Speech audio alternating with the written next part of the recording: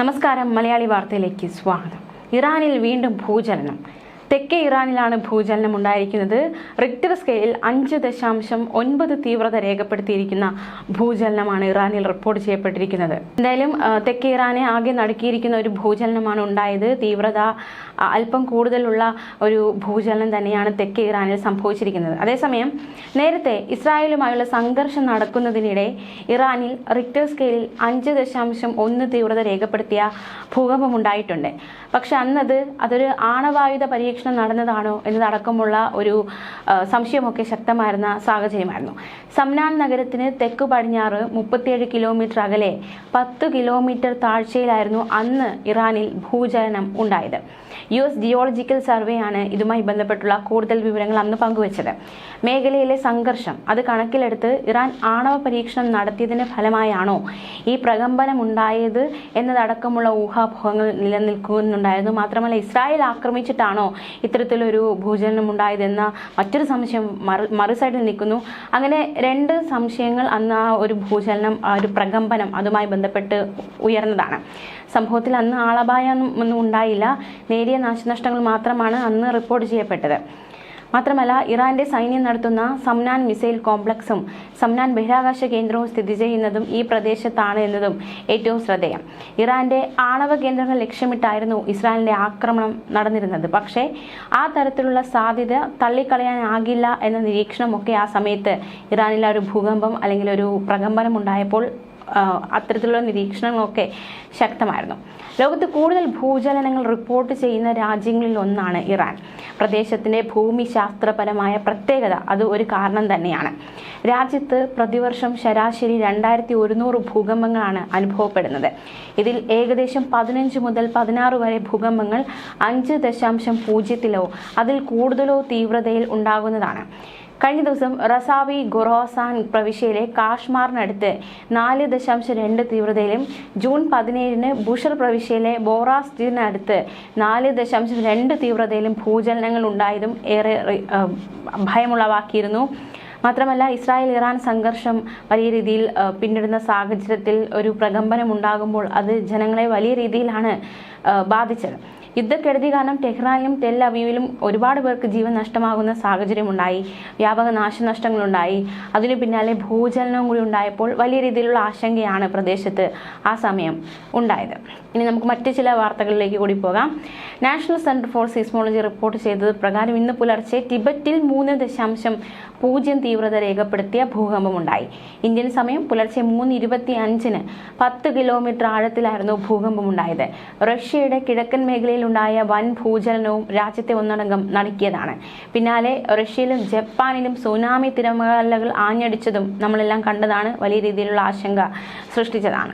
8.8 തീവ്രത രേഖപ്പെടുത്തിയ ഭൂചലനമാണ് റഷ്യയിലുണ്ടായത്. പിന്നാലെ സുനാമിയും ഈ ജപ്പാനിലും റഷ്യയിലും ഉണ്ടാകുന്നു. വടക്കൻ പസഫിക് മേഖലയിലായിരുന്നു സുനാമി ഉണ്ടായത്. 1,80,000 നിവാസികൾ താമസിക്കുന്ന പെട്രോപൗലോവ്സ്ക് കാംചാറ്റ് സ്കെയിൽ നിന്ന് 119 കിലോമീറ്റർ അകലെയായിരുന്നു ഈ ഒരു ഭൂചലനത്തിന്റെ പ്രഭവ കേന്ദ്രം. ഭൂചലനത്തെ തുടർന്ന് ജപ്പാനിലെ ഫുക്കുഷിമ ആണവ നിലയം ഒഴിപ്പിക്കുന്ന സാഹചര്യമുണ്ടായി. അലാസ്ക, ഹവായ്, ന്യൂസിലൻഡ്, തെക്ക് തീരപ്രദേശങ്ങൾ എന്നിവിടങ്ങളും സുനാമി മുന്നറിയിപ്പ് ഉണ്ടായിരുന്നു. ഹോണോലുലുവിൽ സുനാമി മുന്നറിയിപ്പ് സൈറണുകൾ മുഴങ്ങിയിരുന്നു. മാത്രമല്ല, ഈ ഒരു സൈറണുകൾ വന്നതിന് പിന്നാലെ ആളുകൾ ഉയർന്ന പ്രദേശങ്ങളിലേക്ക് മാറി. ഭൂകമ്പത്തിന്റെ പ്രഭവ കേന്ദ്രത്തിന് ഏറ്റവും അടുത്തുള്ള പ്രദേശമായ റഷ്യയിലെ കാംചത്ക ഉപദ്വീപിൽ കെട്ടിടങ്ങൾക്ക് കേടുപാടുകൾ സംഭവിച്ചു. ആളുകളെ ഒഴിപ്പിച്ചു. എന്നാൽ വലിയ നാശനഷ്ടങ്ങളൊന്നും രേഖപ്പെടുത്തിയിരുന്നില്ല. റഷ്യയിലെ കുറിൽ ദ്വീപുകളിലെ സെർവാറോ കുറിൽസ്കിൽ സുനാമി തിരമാലകൾ ആഞ്ഞടിക്കുന്ന സാഹചര്യമുണ്ടായി. ജലനിരപ്പ് 4 മീറ്റർ വരെയാണ് അന്ന് ഉയർന്നത്. ജപ്പാന്റെ ഏറ്റവും വടക്കേ അറ്റത്തുള്ള പ്രധാന ദ്വീപായ ഹോക്കൈഡോയുടെ തെക്കൻ തീരത്ത് സ്ഥിതി ചെയ്യുന്ന ടോക്കാച്ചിയിൽ 40 സെന്റിമീറ്റർ ഉയരമുള്ള സുനാമി തിരമാലകൾ രേഖപ്പെടുത്തിയിരുന്നു. സുനാമി മുന്നറിയിപ്പിനെ തുടർന്ന് ജപ്പാനിലുടനീളം 9 ലക്ഷത്തിലധികം ആളുകളെ ഒഴിപ്പിക്കാനാണ് നിർദ്ദേശം നൽകിയത്. ജപ്പാന്റെ പസഫിക് തീരപ്രദേശത്ത് സ്ഥിതി ചെയ്യുന്ന വടക്ക് ഹൊക്കൈഡോ മുതൽ തെക്ക് ഒക്കിനാവ വരെയുള്ള 133 മുനിസിപ്പാലിറ്റികളിലെ താമസക്കാർക്കായിരുന്നു മുന്നറിയിപ്പ് നൽകിയത്. എത്ര പേരെ മാറ്റിപ്പാർപ്പിച്ചു എന്ന കാര്യത്തിൽ അധികൃതർ ഒരു വ്യക്തത നൽകിയിരുന്നില്ല. മാത്രമല്ല ഈ റഷ്യയിലുണ്ടായ ഭൂചലനത്തെ തുടർന്ന് Canada, California, Hawaii, Indonesia, New Zealand എന്നീ രാജ്യങ്ങളും സുനാമി മുന്നറിയിപ്പ് നൽകിയിരുന്നു.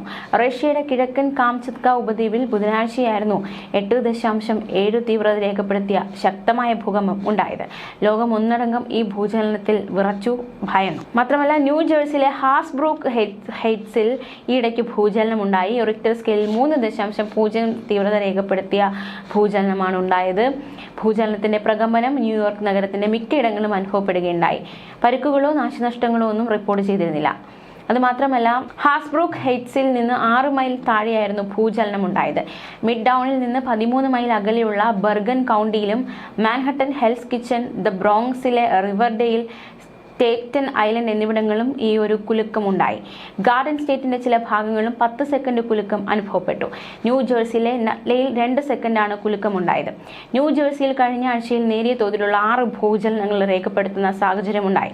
റിക്ടർ സ്കെയിലിൽ 0.07 മുതൽ 2.0 വരെയാണ് തീവ്രത രേഖപ്പെടുത്തിയത്.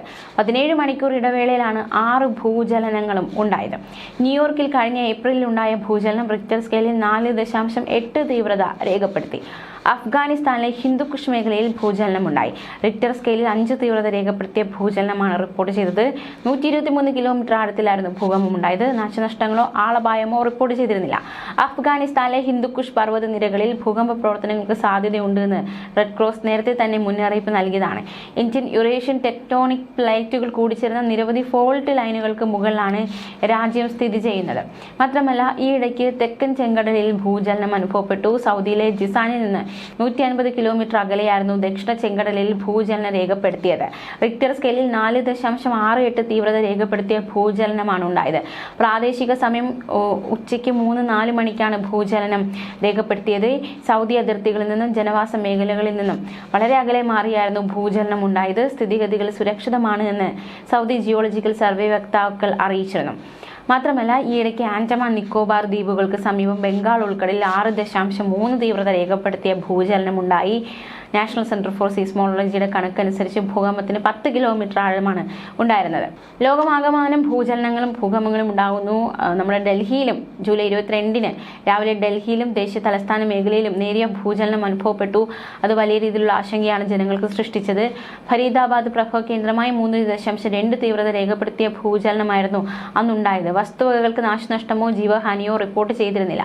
ഇത്തരം ദുരന്തങ്ങൾ നേരിടാനുള്ള തയ്യാറെടുപ്പുകൾ വിലയിരുത്തുന്നതിനായി ദേശീയ തലസ്ഥാന മേഖലയിൽ ജൂലൈ 29 മുതൽ ഓഗസ്റ്റ് 1 വരെ വലിയ തോതിലുള്ള ദുരന്ത നിവാരണ മോക്ക് ഡ്രില്ലുകൾ നടത്താൻ ഡൽഹി, ഹരിയാന, ഉത്തർപ്രദേശ് എന്നീ സംസ്ഥാനങ്ങൾ തീരുമാനിച്ചിരുന്നു. ഇത്തരത്തിലുള്ള ഒരുപാട് ഭൂകമ്പങ്ങൾ, ഭൂചലനമൊക്കെ അവിടെ ഇവിടെ നമ്മൾ കേൾക്കുന്നുണ്ട്. മറ്റെന്തെങ്കിലും കാര്യങ്ങൾക്കുള്ള സൂചനയാണോ, മുന്നറിയിപ്പാണോ ഇത് എന്ന ഒരു ചോദ്യം മാനവരാശി ഉന്നയിക്കുന്നുണ്ട്. ന്യൂസ് ഡെസ്ക് മലയാളി വാർത്ത.